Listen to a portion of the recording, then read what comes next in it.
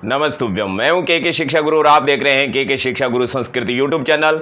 इस समय इस वीडियो के अंदर जो है आपको अव्यय पढ़ाए जाएंगे, क्योंकि रीड संस्कृत भाषा के संपूर्ण कोर्स के दौरान 25 टॉपिक संस्कृत व्याकरण के हैं, उसमें अव्यय भी आपका टॉपिक है।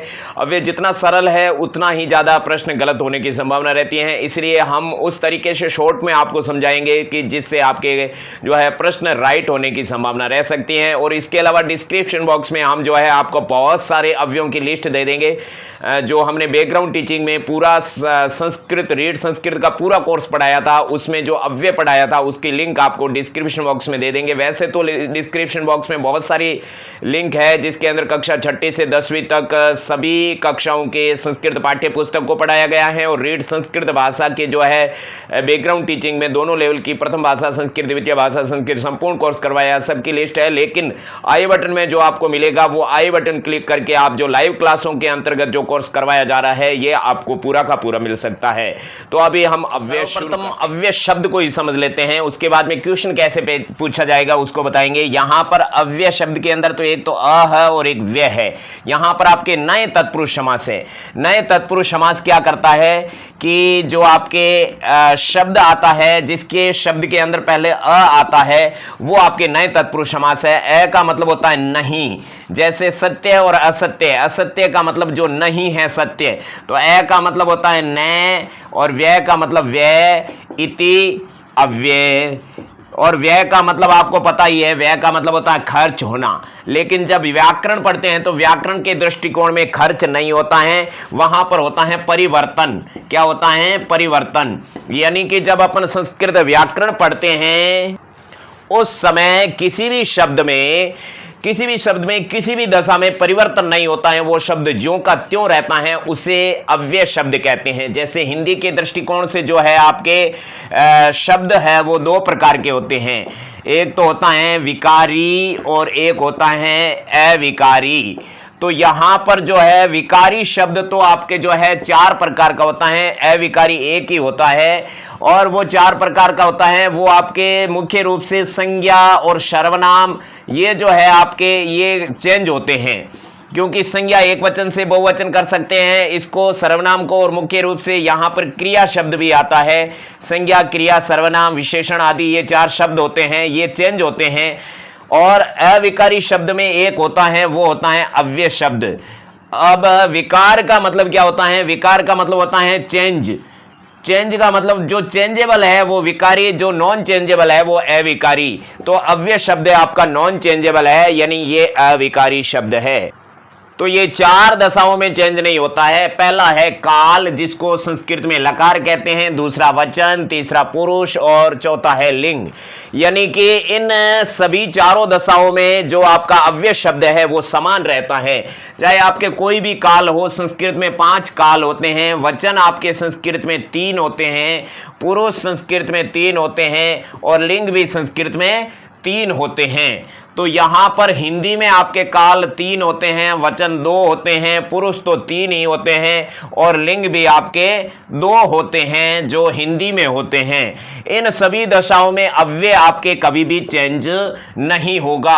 यानी कि आप चाहे उस अव्यय शब्द को आप लट लकार में बोलेंगे यानी वर्तमान में बोलेंगे, भविष्यत काल में बोलेंगे, या फिर आप किसी भी लकार में बोलेंगे तो वो चेंज नहीं होगा।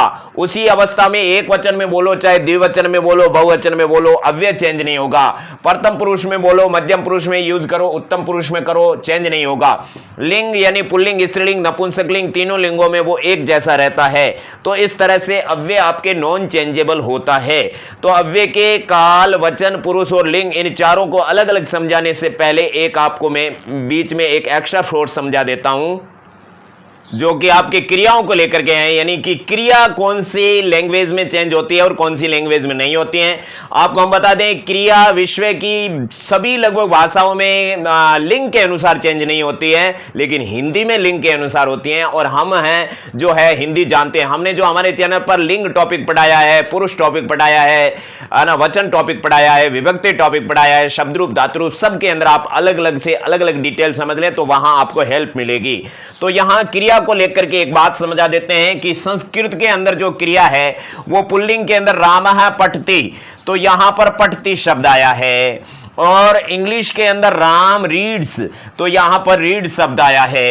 हिंदी के अंदर राम पढ़ता है, तो पढ़ता है शब्द आया है। तो ये तो आपके हो गई बात पुल्लिंग की। अब इसी चीज को स्त्रीलिंग में ले जाते हैं, तो राम है पढ़ते और सीता भी क्या होगा, पढ़ती। यानी कि संस्कृत में क्रिया चेंज नहीं होती है, किसके अकॉर्डिंग, लिंग के अकॉर्डिंग।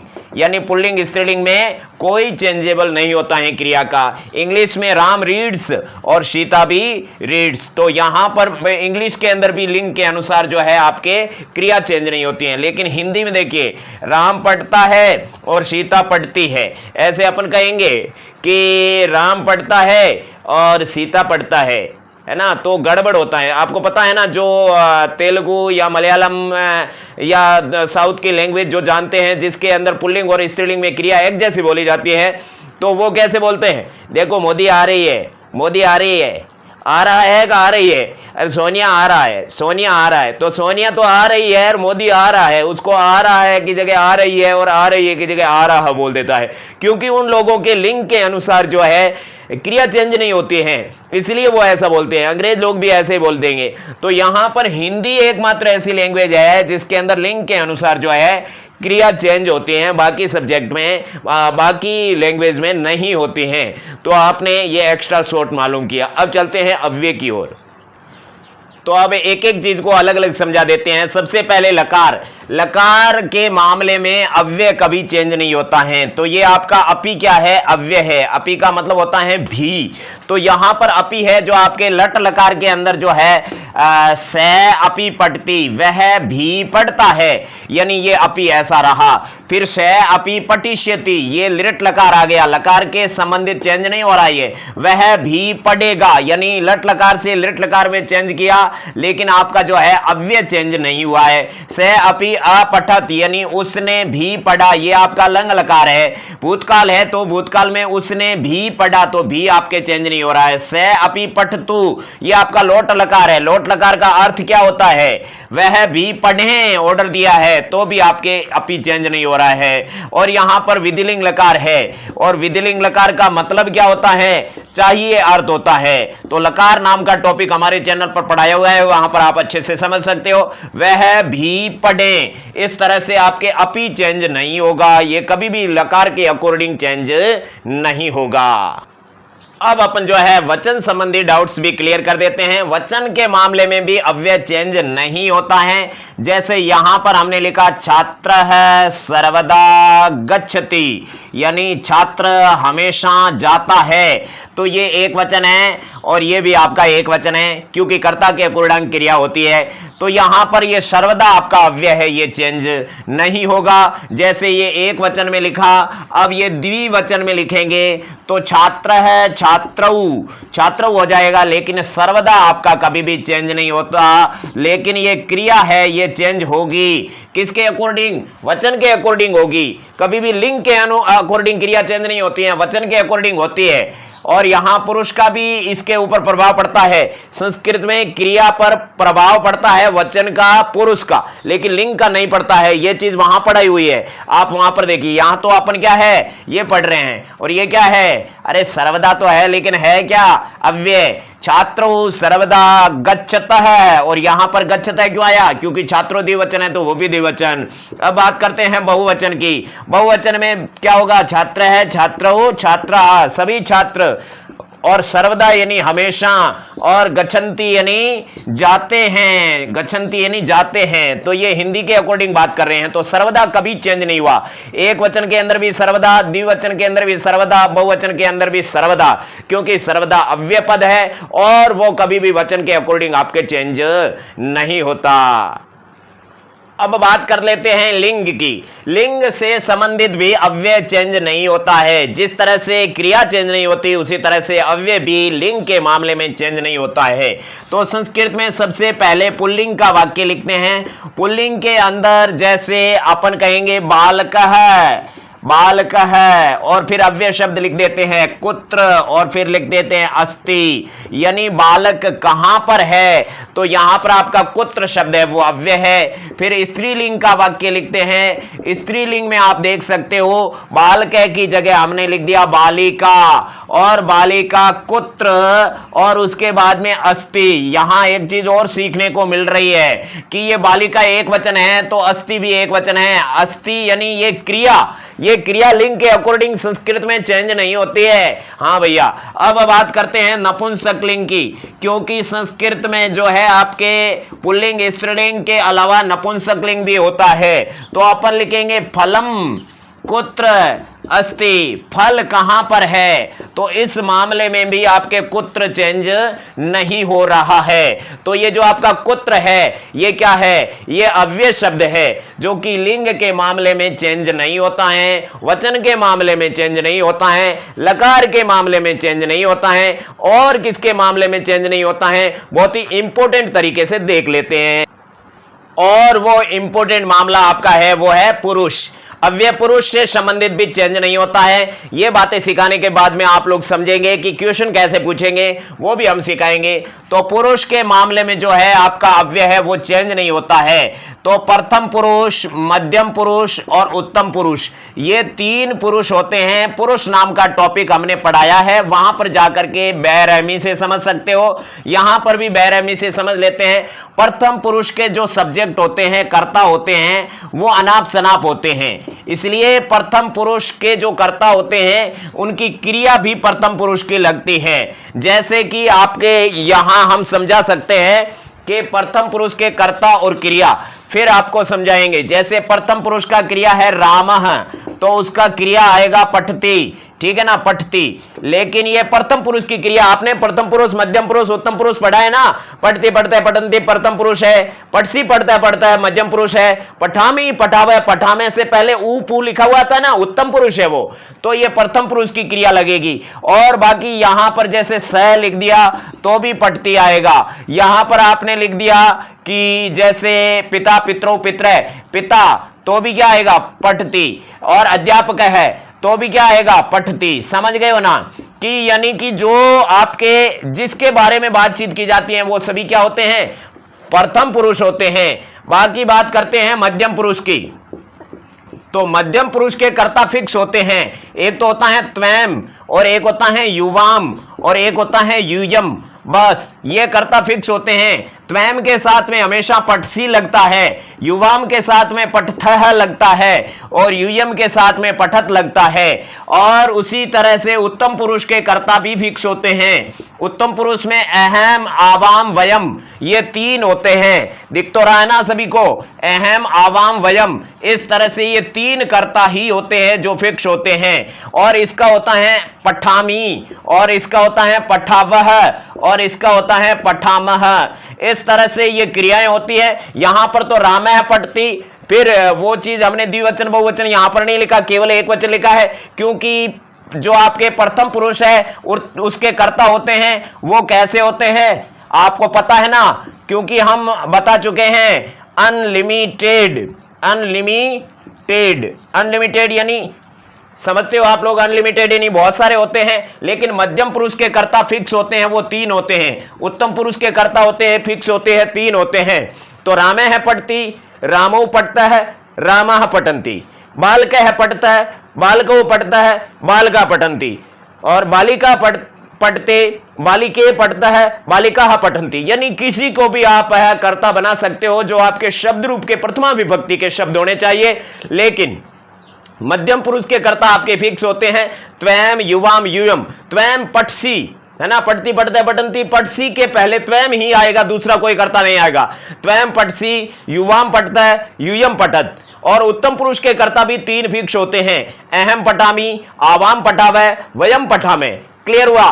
तो ये पुरुष से संबंधित आपका अव्यय चेंज होता है कि नहीं होता है, उस चीज को अपन देख लेते हैं। तो पुरुष से संबंधित देखते हैं। तो यहां उदाहरण आप देख सकते हो कि जैसे मैंने लिखा स एव बालकः, स एव बालकः, यानी कि वह ही बालक है। तो यहां पर एव शब्द का प्रयोग हुआ, और बालक क्या है, ये प्रथम पुरुष है। ये क्या है, प्रथम पुरुष है, और स क्या है, ये भी आपके प्रथम पुरुष है, लेकिन एव इसके लिए आया है। उसके बाद में आएगा त्वम एव बालक है, एवं नहीं होगा, एव होगा। एवं का मतलब हो जाएगा इस प्रकार, त्वम एव बालक, यानी तुम ही बालक हो। तो यहां पर आपके जो है ये आपका मध्यम पुरुष आ गया, और ये कौन सा है, ये तो आपका प्रथम पुरुष ही है। ये विशेषण विशेष्य हो गया, ये विशेषण है और ये विशेष्य है, नो प्रॉब्लम। विशेषण विशेष्य में पुरुष चेंज हो सकता है, विशेषण विशेष्य भी हमारे चैनल पर पढ़ाए हुए हैं और आपके कोर्स में भी है, इसलिए उसको भी बेरहमी से पढ़ लीजिए। तो यहां पर आपके त्वम एव बालक है हो गया। फिर आएगा अहम एव बालक है। यहां पर भी आप देख सकते हो कि यहां पर अहम आपका उत्तम पुरुष है और एव आपका अव्यय शब्द है और बालक प्रथम पुरुष है। तो यहां पर आपको यहां नजर डालनी है, स एव त्वम एव अहम एव, वह ही, तुम ही, मैं ही। तो पुरुष के अकॉर्डिंग भी आपका अव्यय शब्द चेंज नहीं होता है। अब अव्यय शब्द कितने हैं, क्या है, वो नजर आपको रखनी है। तरीका हमने बता दिया, बात हमने समझा दी। अब परीक्षा में क्वेश्चन कैसे पूछेंगे वो समझा देते हैं। अभी तक तो हम आपको बेसिक नॉलेज बता रहे थे कि इस तरह से आपके अव्यय होते हैं, ये अव्यय कहां कहां यूज होते हैं, कहां कहां चेंज होते हैं, कहां कहां नहीं होते हैं। तो हम फिर से बता देते हैं कि अव्यय कहीं पर भी चेंज नहीं होते हैं और सब जगह चेंज नहीं होते हैं। इसलिए अव्यय जो एक बार बन गया वो बन गया। और ये जो अव्यय शब्द है वो आपके कारक में बहुत ही काम आते हैं, इसलिए कारक प्रकरण के अंदर जो है आपके अव्यय शब्दों पर बहुत बड़ी निगरानी रखनी पड़ती है, क्योंकि उसके योग में विभक्तियां चेंज होती हैं। अभी तक अपन ने जो पढ़ा है वो आपके 7 टॉपिक है, जो आपके शब्दरूप, धातुरूप, लिंग, जो आपके विशेषण, विशेष्य, पुरुष और विभक्ति, लकार संबंधी जो आपके 7 वीडियोस बनाए थे, उसके अंदर जो है हमने बेसिक रूप से तैयार किया था। उसके बाद में 8वें वीडियो से हमने वर्णमाला शुरू की थी। वर्णमाला के अंदर आपके जो है स्वर, व्यंजन और उसके अलावा जो है माहेश्वर सूत्र पढ़े थे। आपने अगर पढ़े हैं तो अच्छी बात है, नहीं पढ़े तो आप बेरहमी से पढ़ लीजिए, क्योंकि आगे आने वाले टॉपिक है वो हमारे चैनल पर पढ़ाए रखे हैं।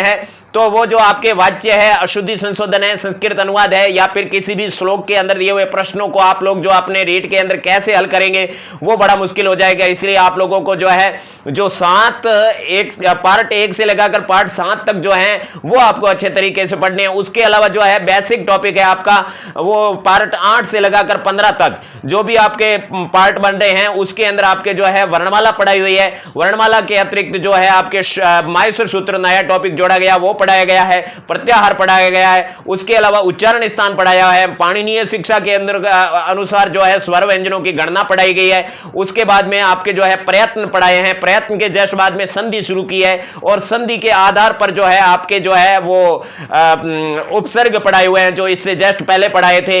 इतने जो बेसिक टॉपिक है वो 8 से लगाकर 15 तक पार्ट है, और इस तरह से आगे का ये पार्ट है। इसके अंदर जो अव्यय पढ़ रहे हैं इसके अंदर आपको संधि की भी आवश्यकता रहेगी, क्योंकि एक श्लोक के माध्यम से हम आपको समझाने वाले हैं कि किस तरह से परीक्षा में प्रश्न पूछे जाएंगे, उसके लिए आपको संधि की जरूरत रहेगी। इसलिए संधि भी पूरी पूरी हमारे चैनल पर सूत्रों के माध्यम से पढ़ाई हुई है, वो भी आप पढ़ ले।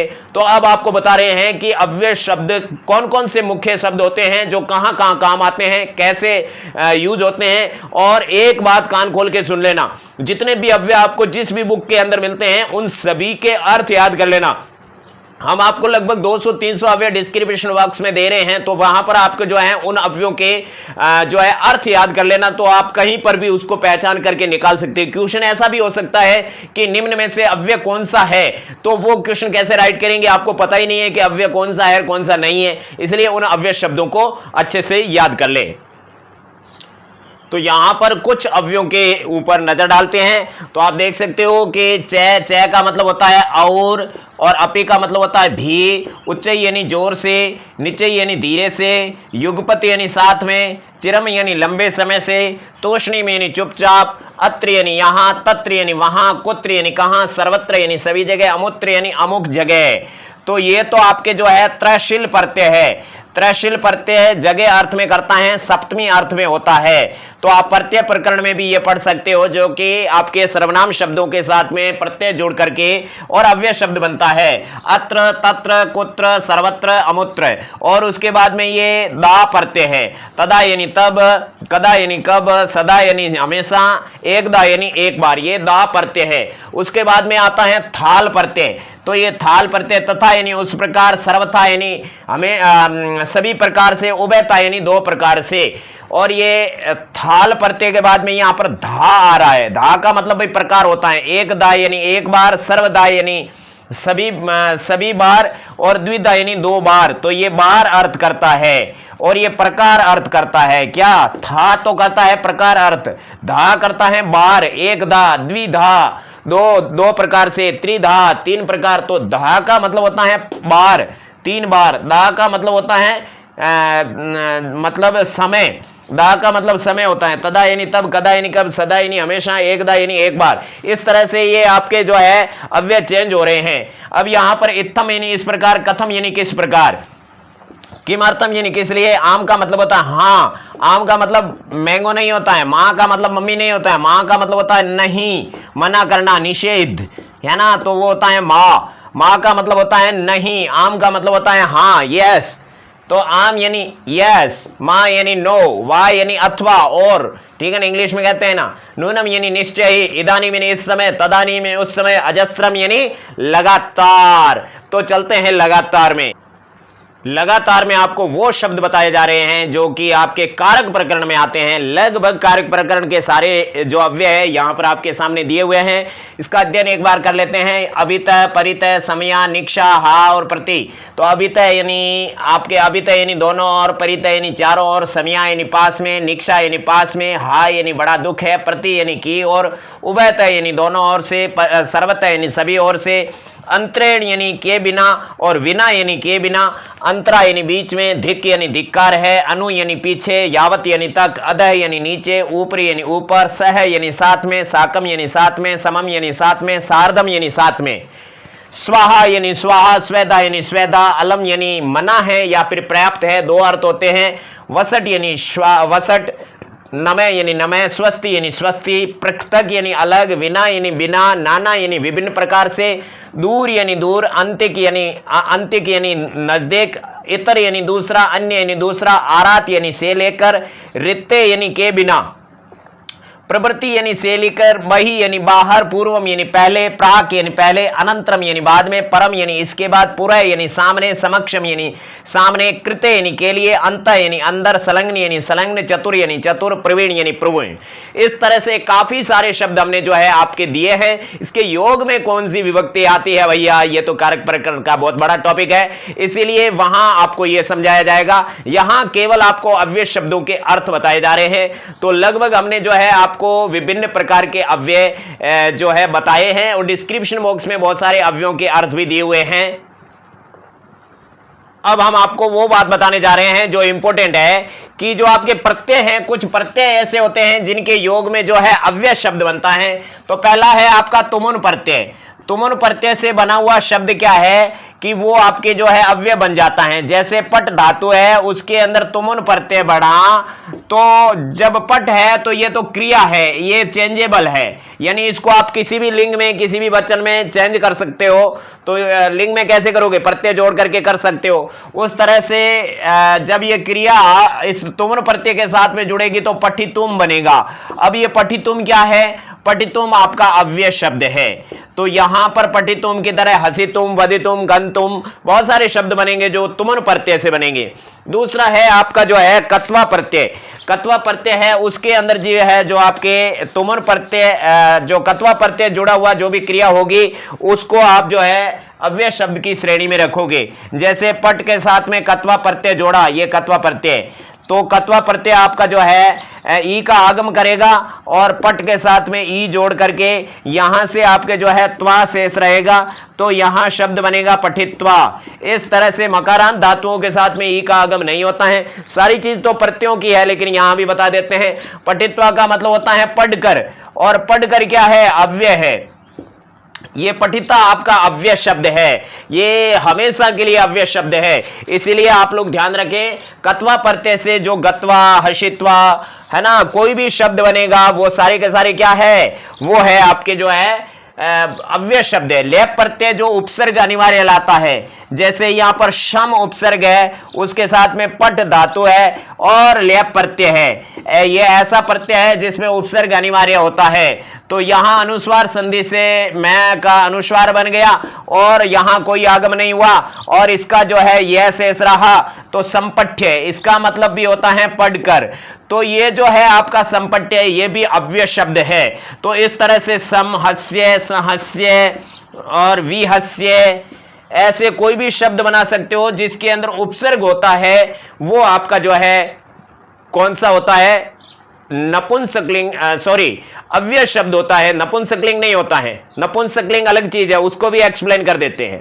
लेकिन ये तीन जो प्रत्यय है, याद रखना, तुमुन, कत्वा और लेप, इससे बना हुआ शब्द होता है, वो अव्यय शब्द होता है। आपको कहीं पर भी बीच में पूछ ले तो अधोलिखितेषु अव्यय पदम अस्ति, तो तुमुन प्रत्यय, कत्वा प्रत्यय और लेप प्रत्यय का बना हुआ शब्द है, वो आपके जो है नित्य अव्यय शब्द होता है। अब आपके जैसे यहां पर एक प्रत्यय है ल्युट प्रत्यय, ल्युट प्रत्यय से बना हुआ, जैसे पट के साथ में ल्युट प्रत्यय जोड़ा तो क्या बनेगा भैया, ये बनेगा पठनम। और ये पठनम क्या है, ये पठनम नित्य नपुंसकलिंग है, और जो नित्य नपुंसकलिंग होता है वो कभी भी अव्यय शब्द नहीं होता है। कुछ लोग ये मान लेते हैं, ये गलती मत करना, जो नपुंसकलिंग होता है वो नपुंसकलिंग होता है, वो कभी अव्यय नहीं होता है। कैसे नहीं होता है वो भी हम एक्सप्लेन कर लेते हैं। जैसे आपके समास प्रकरण आ रहा है, अव्ययभाव समास है, अव्ययभाव समास के अंदर दो पद होते हैं, एक तो आपका प्रथम पद होता है और एक उत्तर पद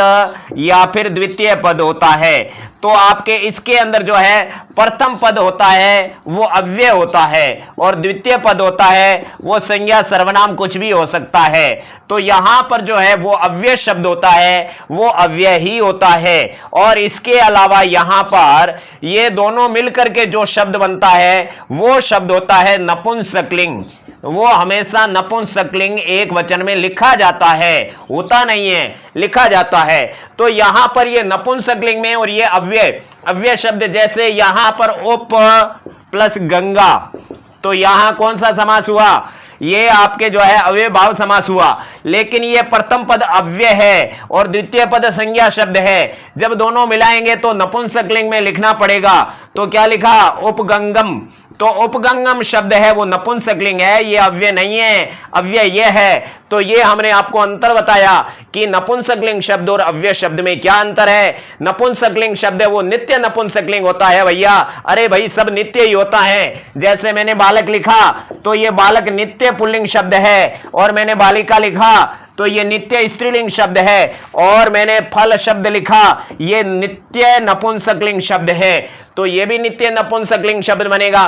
तो फिर अगर आप उपगंगम को अव्यय शब्द मानोगे तो इसको भी अव्यय मानो। इसलिए कभी भी भूल मत करना कि नपुंसकलिंग शब्द अव्यय होता है, नपुंसकलिंग शब्द नपुंसकलिंग होता है, कभी भी अव्यय नहीं होता है। वो तो अव्यय शब्द होता है, वही हमेशा के लिए अव्यय होता है।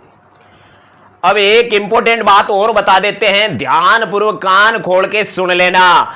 सभी उपसर्ग अव्यय होते हैं। उपसर्ग क्या होते हैं भैया, अव्यय होते हैं। 22 के 22 उपसर्ग जो इससे जस्ट पहले वीडियो बनाए थे वो सभी क्या होते हैं, अव्यय होते हैं। सभी उपसर्ग क्या होते हैं, अव्यय होते हैं। ये जानकारी आपको कहां मिलेगी, ये अव्ययभाव समास के अंदर भी आपको ये पढ़ने को मिलेगा, क्योंकि अव्ययभाव समास के अंदर प्रथम पद अव्यय होगा तो वो सारे के सारे उपसर्ग ही मिलेंगे लगभग आपको, इसलिए वहां पर सारे उपसर्ग क्या होते हैं, अव्यय। अब आपकी कड़ी परीक्षा ली जा रही है, जी हां, अव्यय के प्रश्न कैसे पूछेंगे श्लोक के माध्यम से, वो यहां पर आपको पढ़ाया जा रहा है। तो आपके सामने एक श्लोक है, प्रस्तुत है। तो ये श्लोक आपकी जो पवित्र गीता, श्रीमद् भगवत गीता के दूसरे अध्याय का 5वां जो है आपके ये श्लोक है, जो कि अर्जुन है वो कृष्ण को कहते हैं, क्योंकि कृष्ण ने अर्जुन को समझाने की कोशिश की, तो उसके बाद में अर्जुन कृष्ण को कहते हैं,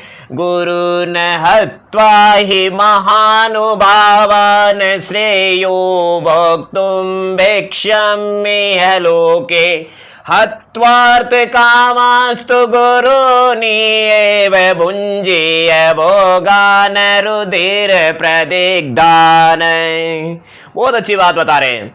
क्या बात बता रहे हैं कि वो कहते हैं कि मैं अपने बड़े बड़े लोगों को, दादा को, अपने भाइयों को, अपने गुरुजनों को मार करके क्या कर लूँगा, ये सब इन सब को मैं नहीं मारूंगा। अगर इन लोगों को मारना ही है तो ये काम छोड़ करके मैं सारे संसार के सुखों को त्याग करके भिक्षा प्राप्त करके और अपना जीवन यापन कर लूँगा, क्योंकि खून से छने हुए भोगों को भोगने के लिए मैं तैयार नहीं हूँ। तो इस तरह से सबसे पहले तो हम इसको जो है इसके अंदर संधि, समास, प्रत्यय, उपसर्ग और जो कर्ता, क्रिया, अन्विति सारी चीज आपको यहां पर समझा देते हैं। और उसके बाद में जो है आपको यहां पर जो उपसर्ग संबंधी अव्यय संबंधी बात करेंगे इसके अंदर, क्योंकि यहां पहले इसके ट्रांसलेट को कैसे करते हैं, ये अव्यय वाली बात तो छोड़ो, बीच में ये समझ लो कि कोई भी श्लोक आपको पूछेगा तो श्लोक को कैसे आपको सीखना है, कैसे देखना है, क्योंकि एक ही श्लोक में से 5 प्रश्न पूछे जाएंगे। तो सारी चीज मैं यहां डिटेल से करवाने वाला हूं। तो सबसे पहले शब्दों को तोड़ना सीखो। शब्दों को तोड़ना कैसे, उसे कहते हैं अन्वय। और अगर आपको अन्वय आते हैं तो बहुत अच्छी बात है भैया, बहुत अच्छा अध्ययन किया आपने। लेकिन नहीं आता है तो एक एक को देख लीजिए। यहां पर देखो गुरुन नहत्वा, तो यहां पर आपके आएगा गुरुन और उसके बाद में अहत्वा, देख रहे हो, अहत्वा आएगा, अंदर से न के अंदर से अ निकल गया। उसके बाद में ही, उसके बाद में महानुभावान, महानुभावान सेम टू सेम रहेगा।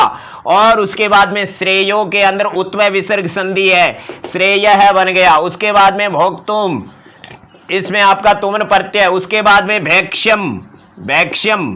और उसके बाद में मैं के अंदर से ई निकला, मैं के अंदर से अ निकला और उधर से पी बड़ा है तो दीर्घ संधि बना दो अपी। और उसके बाद में ई है और उसके बाद में लोके।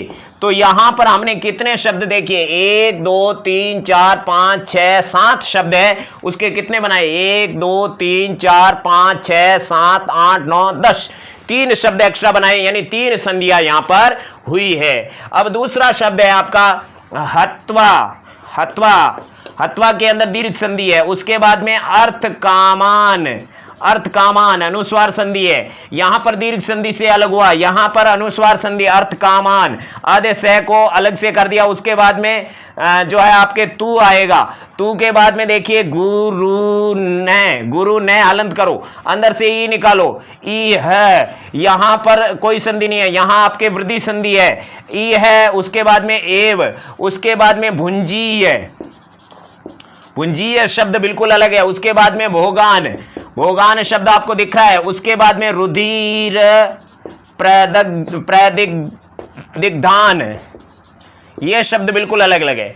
अब आपको हम है ये शब्दों को अलग किया है, यहां कौन कौन सी संधि हुई है, यहां कोई संधि नहीं है, शब्द अलग हुआ है। और उसके बाद में यहां पर शब्द अलग हुआ है, यहां पर संधि है। तो ऊपर तो 3 जगह टुकड़े हुए हैं, यहां पर 1 जगह, दूसरी जगह, तीसरी जगह, चौथी जगह, 4 जगह टुकड़े हुए हैं। इसलिए यहां पर जो है 4 शब्द एक्स्ट्रा हो जाएंगे, 1 2 3 4 5 शब्द है। तो यहां पर कितने, 1 2 3 4, यहां पर देखिए, हाँ 1 2 3 4 5 6 7 8 9 शब्द बन रहे। और यहां पर है 1 2 3 4 5, क्योंकि इसी शब्द के अंदर से 3 शब्द मिले, इसी शब्द के अंदर से 3 मिले हैं, तो 2 के 6 बन रहे हैं, इसलिए 4 शब्द यहां पर एक्स्ट्रा हो गए। इसलिए 5 के जो है आपके यहां पर कुल शब्द बन रहे हैं वो 10 शब्द बन गए हैं, 9 शब्द बन गए हैं। तो इस तरह से शब्दों की गिनती करने से कोई फायदा नहीं है, शब्दों को तोड़ना आपको आना चाहिए, वो संधि से क्लियर होगा। संधि आपको आती है तभी आप शब्दों को तोड़ पाएंगे। जब आप शब्दों को तोड़ पाएंगे तो आप समझ पाएंगे कि शब्द रूप कौन सा है,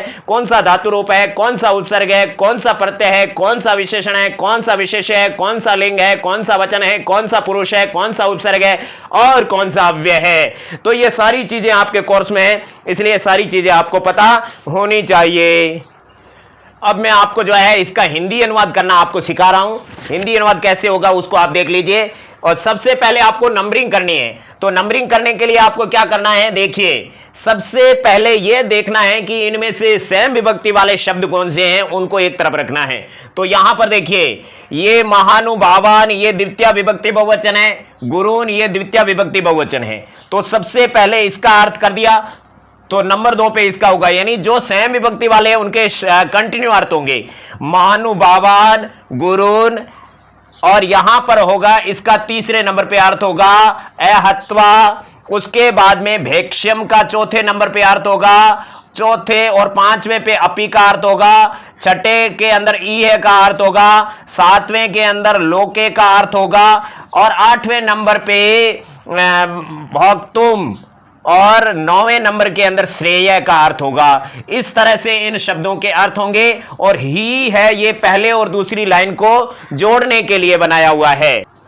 इसके बाद में दूसरी लाइन है, दूसरी लाइन के अंदर भी देख लीजिए, जो आपके नंबरिंग पहले कर देते हैं, अन्वय कर देते हैं, शब्द तो सारे अलग हो गए, ये आपका एक अनुवाद करने का प्रोसेस है। सबसे पहले गुरुन होगा, द्वितीय बहुवचन है, इसके जैसा कोई शब्द नहीं है, क्योंकि ये द्वितीय बहुवचन है तो ये अलग कैटेगरी है, वो अलग कैटेगरी है। गुरुन के बाद में हत्वा नंबर 2 पे अर्थ होगा, और नंबर 3 पे ईह का अर्थ होगा, नंबर 4 पे एव का अर्थ होगा, और उसके बाद में सीधा रुधिर प्रदग्धान का अर्थ नंबर 5 पे होगा। उसके बाद में रुधिर प्रदग्धान अर्थ कामान भोगान, सबके अंदर द्वितीय बहुवचन है, तो ये नंबर 6 पे होगा, नंबर 7 पे होगा, और नंबर 8 पे जो है आपके भुंजीय का अर्थ होगा। तू का यहां पर कोई शब्द कोई अर्थ नहीं होगा। अब इसका अर्थ क्या होगा उसको हम बताइए देते हैं कि यहां पर ये जो है अर्थ क्या कहना चाहते हैं, कि अर्जुन कहते हैं कि सबसे पहले किसका, महानुभावान गुरुन, तो ये द्वितीय बहुवचन है, ये गुरु विशेष्य है, ये विशेषण है, सैम विभक्ति वाले विशेषण विशेष्य होते हैं। महानुभाव गुरुन यानी गुरुओं को, यहां पर को लग गया, महानुभाव गुरुओं को यानी बड़े लोगों को। अहत्वा, हत्वा के अंदर हन धातु कत्वा प्रत्यय है, अहत्वा यानी नहीं मारकर, नहीं मारकर यानी नहीं मारूंगा, तो ई है। अब देखो किसका अर्थ होगा, नंबर 1, नंबर 2, नंबर 3, नंबर 4 भेक्ष्यम, भेक्ष्यम यानी भिक्षा के द्वारा, अपि यानी भी, भिक्षा के द्वारा भी, ई है यानी इस लोके यानी संसार में। दोबारा देखो, महानुभावों को, महानुभाव बड़े लोगों को, गुरुजनों को नहीं मारकर, भिक्षा के द्वारा भी इस संसार में, सप्तमी विभक्ति एक वचन है, भिक्षा से भोजन करके, भैक्ष्यम का मतलब होता है भिक्षा द्वारा भोजन करके, अपि यानी भी, ये यानी इस संसार में, इस लोके यानी संसार में, भोक्तुम श्रेय यानी जीना श्रेष्ठ है, भोक्तुम श्रेय यानी जीना श्रेष्ठ है। समझ गए। अब देखिए दूसरी लाइन के अंदर पहला है गुरुन यानी गुरुजनों को, द्वितीय बहुवचन है, हत्वा यानी मारकर, और गुरुजनों को मारकर, ही का मतलब होगा क्योंकि ये एक वाक्य को दूसरे वाक्य में कन्वर्ट कर रहा है, गुरुजनों को मारकर। फिर तीसरे नंबर पे ई है एव, यानी इसी संसार में ही, एव का मतलब ही होता है, ये अव्यय सारे शब्द है, ये भी अव्यय ये भी अव्यय है। गुरुजनों को मारकर, गुरुजनों को नंबर 1, नंबर 2 गुरुजनों को मारकर इस ही संसार में, ई है यानी इसी संसार में। फिर 4 आ गया, 5 रुधिर प्रदग्धान यानी खून से छने हुए, अर्थ कामान यानी धन, और कामान यानी इच्छाएं, इच्छा पूर्ति, इच्छा पूर्ति वाले, धन और इच्छा पूर्ति, धन प्राप्ति और इच्छा पूर्ति वाले, भोगान यानी भोगों को ही, भूंजी है यानी भोगूंगा, और क्या करूंगा, इससे ज्यादा क्या करूंगा। गुरुजनों को मारकर भी इस संसार में ही खून से छने हुए धन और इच्छा पूर्ति वाले भोगों को ही तो भोगूंगा, इसीलिए मैं गुरुजनों को नहीं मारूंगा। इस तरह से अर्जुन कहते हैं। तो ये तो हमने शब्दों की छंटनी बताई है और बता देते हैं ये आपका संज्ञा शब्द है, द्वितीय बहुवचन है, अथवा आपका अव्यय शब्द है, ही अव्यय शब्द है, ये संज्ञा शब्द है, संज्ञा शब्द है, ये आपका तुमन प्रत्यय है, अव्यय शब्द है, भैक्ष्यम आपका संज्ञा शब्द है, अपि अव्यय है, ई अव्यय है, लोके सप्तमी एक वचन संज्ञा शब्द है, अथवा आपके कत्वा प्रत्यय है, अव्यय शब्द है, अर्थ कामान द्वितीय बहुवचन है, संज्ञा शब्द है, तू अव्यय शब्द है, गुरुन द्वितीय बहुवचन संज्ञा शब्द है, ई है अव्यय शब्द है, एव अव्यय शब्द है, भुंजी है आपका क्रिया है, धातु रूप है, भोगान द्वितीय बहुवचन संज्ञा शब्द है, रुधिर प्रदिग्धान आपके द्वितीय बहुवचन आपका संज्ञा शब्द है। सारी बात हमने तो बता दी भैया। अब आपको प्रश्न पूछेंगे तो चलो पूछ लेते हैं। पहला प्रश्न है भेक्षम, भेक्षम अपि है यह शब्द पढ़ा, इस शब्द को हमने उठाया है। भेक्षम अपि है शब्दे कति अव्यय सन्ति, यहां पर भेक्षम अपि है शब्द में कितने अव्यय है? एक है, द्वौ, त्रय है, चत्वार। बताइए इसमें कितने अव्यय है? ध्यान से इसको तोड़ करके देख लेना। उसके बाद में दूसरा क्वेश्चन है अव्यय शब्दो नास्ति, इनमें से अव्यय शब्द कौन सा नहीं है? हत्वा, अर्थ कामान, तू और ही, ये आपके यहां से अत्वा, अर्थ कामांस, तू और ही यहां से उठाया है। तो बताइए इनमें से कौन सा नहीं है, कौन सा है? उत्तर आपको देना भैया, है ना। हम तो आपको डिस्क्रिप्शन बॉक्स के एंड में देंगे उत्तर, ठीक है ना। पहले का उत्तर और दूसरे का उत्तर, दोनों क्वेश्चन के उत्तर जो है स्क्रीनशॉट लेकर के आप ढूंढिए और आप कमेंट बॉक्स में इसके उत्तर दीजिए। जय हिंद, जय भारत। अव्यय प्रकरण समाप्त हुआ। इसी तरह से सारे टॉपिक्स आप अच्छे और बेरहमी से देखिए। भगवान आपका भला करें। हे भगवान, भला सबका करो लेकिन शुरू हमसे करो।